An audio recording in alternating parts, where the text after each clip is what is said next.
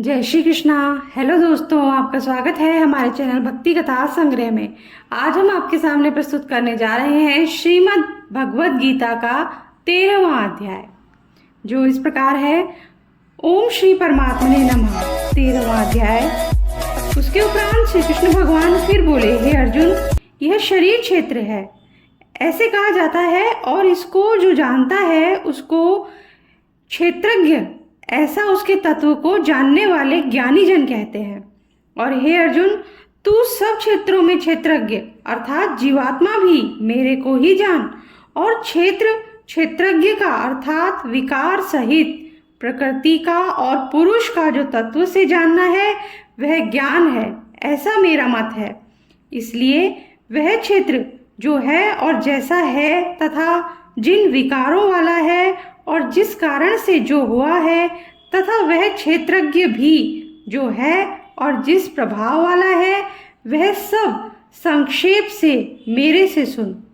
यह क्षेत्र और क्षेत्रज्ञ का तत्व ऋषियों द्वारा बहुत प्रकार से कहा गया है, अर्थात समझाया गया है, और नाना प्रकार के वेद मंत्रों से विभाग पूर्वक कहा गया है,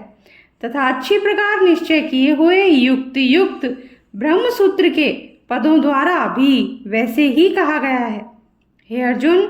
वही मैं तेरे लिए कहता हूँ कि 5 महाभूत अर्थात आकाश, वायु, अग्नि, जल और पृथ्वी का सूक्ष्म भाव, अहंकार, बुद्धि और मूल प्रकृति अर्थात त्रिगुणमयी माया भी, तथा 10 इंद्रियां अर्थात श्रोत्र, त्वचा, नेत्र, रसना और घ्राण एवं वाक, हस्त, पाद, उपस्थ और गुदा, एक मन और 5 इंद्रियों के विषय अर्थात शब्द, स्पर्श, रूप, रस और गंध,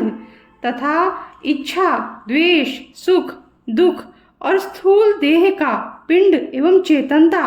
और धृति, इस प्रकार यह क्षेत्र विकारों के सहित संक्षेप से कहा गया। हे अर्जुन, श्रेष्ठता के अभिमान का अभाव, दंभाचरण का अभाव, प्राणी मात्र को किसी प्रकार भी न सताना और क्षमा भाव तथा मन वाणी की सरलता, श्रद्धा भक्ति सहित गुरु की सेवा, बाहर भीतर की शुद्धि, अंतःकरण की स्थिरता,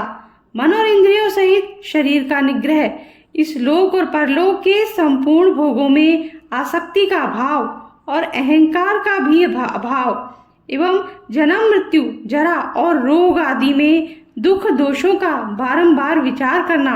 पुत्र, स्त्री, घर और धनादि में आसक्ति का अभाव और ममता का न होना,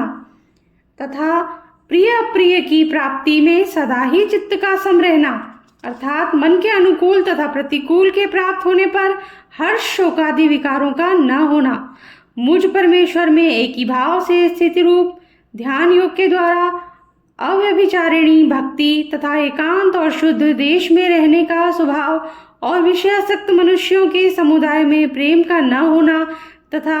आध्यात्म ज्ञान में नित्य स्थिति और तत्व ज्ञान के अर्थ रूप परमात्मा को सर्वत्र देखना, यह सब तो ज्ञान है, और जो इससे विपरीत है वह अज्ञान है, ऐसे कहा है। हे अर्जुन, जो जानने के योग्य है तथा जिसको जानकर मनुष्य परमानंद को प्राप्त होता है, उसको अच्छी प्रकार कहूँगा। वह आदि रहित परम ब्रह्म अकथनीय होने से न सत कहा जाता है न असत ही कहा जाता है, परंतु जब सब ओर से हाथ पैर वाला एवं सब ओर से नेत्र, सिर और मुख वाला तथा सब ओर से श्रोत्र वाला है, क्योंकि वह संसार में सबको व्याप्त करके स्थित है और संपूर्ण इंद्रियों के विषयों को जानने वाला है, परंतु वास्तव में सब इंद्रियों से रहित है तथा आसक्ति रहित और गुणों से अतीत हुआ भी अपनी योग माया से सबको धारण पोषण करने वाला और गुणों को भोगने वाला है, तथा वह परमात्मा चराचर सब भूतों के बाहर भीतर परिपूर्ण है, और चराचर रूप भी वही है, और वह सूक्ष्म होने से अविज्ञेय है, तथा अति समीप में और दूर में भी स्थित वही है, और वह विभाग रहित एक रूप से आकाश के सदृश परिपूर्ण हुआ भी चराचर संपूर्ण भूतों में पृथक पृथक के सदृश स्थित प्रतीत होता है, तथा वह जानने योग्य परमात्मा विष्णु रूप में भूतों को धारण पोषण करने वाला और रुद्र रूप से संहार करने वाला तथा ब्रह्म रूप से सबका उत्पन्न करने वाला, वह ब्रह्म ज्योतियों का भी ज्योति एवं माया से अति परे कहा जाता है तथा वह परमात्मा बोध स्वरूप और जानने के योग्य है एवं तत्वज्ञान से प्राप्त होने वाला और सबके हृदय में स्थित है। हे अर्जुन, इस प्रकार क्षेत्र तथा ज्ञान और जानने योग्य परमात्मा का स्वरूप संक्षेप से ही कहा गया। इसको तत्व से जानकर मेरा भक्त मेरे स्वरूप को प्राप्त होता है। हे अर्जुन, प्रकृति अर्थात त्रिगुणमयी मेरी माया और जीवात्मा अर्थात क्षेत्रज्ञ, इन दोनों को ही तू अनादि जान और राग द्वेषादि विकारों को तथा त्रिगुणात्मक संपूर्ण पदार्थों को भी प्रकृति से ही उत्पन्न हुए जान, क्योंकि कार्य और करण के उत्पन्न करने में हेतु प्रकृति कही जाती है और जीवात्मा सुख दुखों के भोक्तापन में अर्थात भोगने में हेतु कहा जाता है। परंतु प्रकृति में स्थित हुआ ही पुरुष प्रकृति से उत्पन्न हुए त्रिगुणात्मक सब पदार्थों को भोगता है और इन गुणों को संग ही इस जीवात्मा के अच्छी बुरी योनियों में जन्म लेने में कारण है। वास्तव में तो यह पुरुष इस देह में स्थित हुआ भी पर अर्थात त्रिगुणमयी माया से सर्वथा अतीत ही है।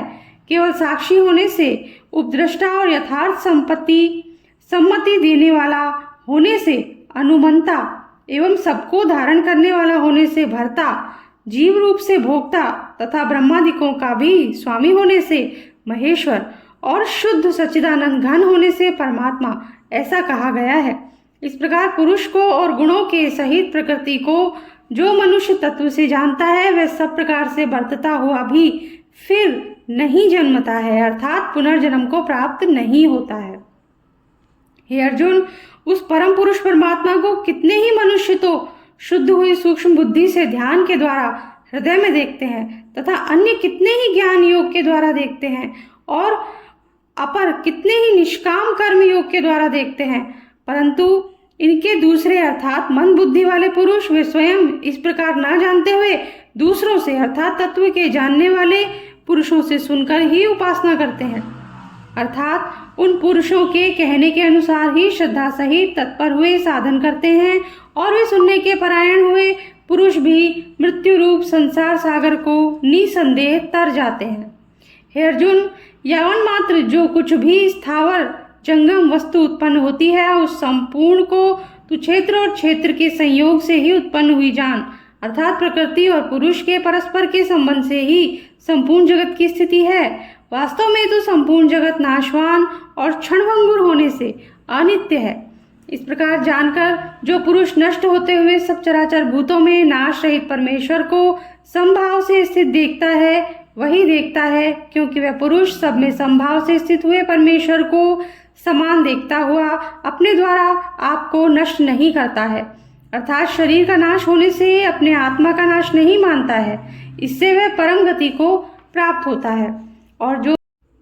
और जो पुरुष संपूर्ण कर्मों को सब प्रकार से प्रकृति से ही किए हुए देखता है, अर्थात इस बात को तत्व से समझ लेता है कि प्रकृति से उत्पन्न हुए संपूर्ण गुण ही गुणों में बरतते हैं तथा आत्मा को अकर्ता देखता है वही देखता है। और यह पुरुष जिस काल में भूतों के न्यारे न्यारे भाव को एक परमात्मा के संकल्प के आधार पर स्थित देखता है तथा उस परमात्मा के संकल्प से ही संपूर्ण भूतों का विस्तार देखता है, उस काल में सच्चिदानंद घन ब्रह्म को प्राप्त होता है। हे अर्जुन, अनादि होने से और गुणातीत होने से यह अविनाशी परमात्मा शरीर में स्थित हुआ भी वास्तव में न करता है और न लिपायमान होता है। जिस प्रकार सर्वत्र व्याप्त हुआ भी आकाश सूक्ष्म होने के कारण लिपायमान नहीं होता है, वैसे ही सर्वत्र देह में स्थित हुआ भी आत्मा गुणातीत होने के कारण देह के गुणों से लिपायमान नहीं होता है।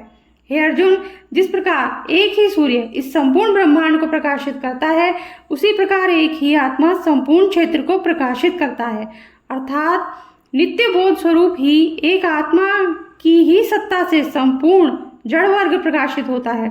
इस प्रकार क्षेत्र और क्षेत्रज्ञ के भेद को तथा विकार सहित प्रकृति से छूटने के उपाय को जो पुरुष ज्ञान नेत्रों द्वारा तत्व से जानते हैं, वे महात्मा जन